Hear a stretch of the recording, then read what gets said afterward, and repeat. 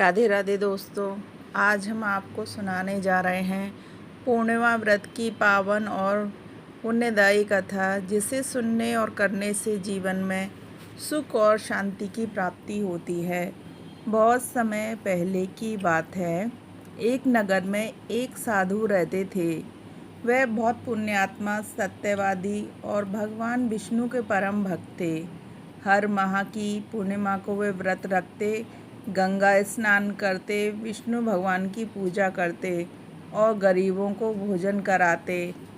साधु के पड़ोस में एक व्यापारी रहता था जो बहुत धनवान था, लेकिन अत्यंत लोभी और कंजूस।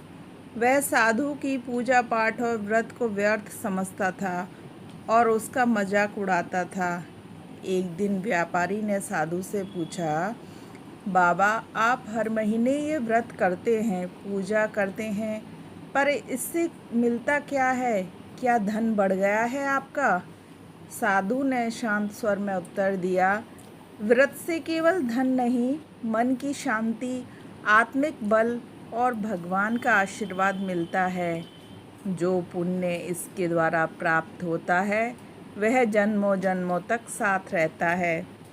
पर व्यापारी ने बात को हल्के में लिया और चला गया।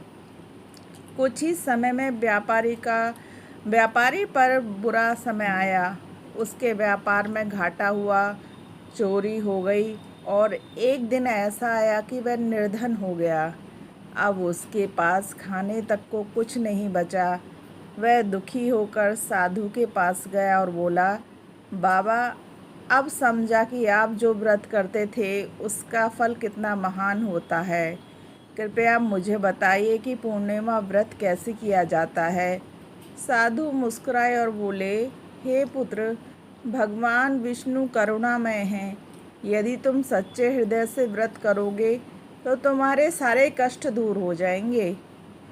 पूर्णिमा व्रत की विधि इस प्रकार है। साधु ने व्यापारी को व्रत की विधि इस प्रकार बताई। पूर्णिमा के दिन जल्दी उठकर स्नान करें। यदि संभव हो तो गंगा जल से स्नान करें। घर में, मंदिर में भगवान विष्णु और माता जी की मूर्ति या चित्र स्थापित करें। पीले वस्त्र पहने और पीले फूलों से पूजा करें। व्रत रखें, अन्न का त्याग करें और फलाहार करें। विष्णु सहस्त्रनाम, विष्णु चालीसा या ओम नमो भगवते वासुदेवाय मंत्र का जाप करें। दिन में कथा सुनें और दूसरों को भी इस कथा को सुनाएं।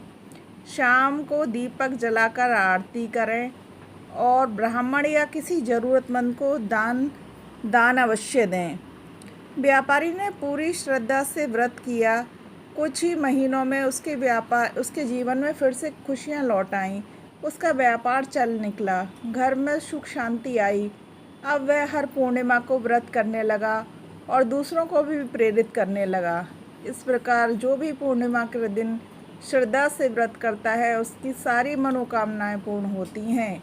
जीवन से दरिद्रता, कलेश, रोग, दुख दूर होते हैं। यह व्रत विशेष रूप से भगवान विष्णु और माता लक्ष्मी को प्रसन्न करने वाला है। पूर्णिमा व्रत की कथा का यह सार यह है कि भक्ति, श्रद्धा और संयम के साथ किया गया कोई भी कार्य फलदायक होता है। आप सभी को पूर्णिमा व्रत की हार्दिक शुभकामनाएं। भगवान विष्णु और माता लक्ष्मी सदैव आप पर कृपा बनाए रखें। राधे राधे दोस्तों।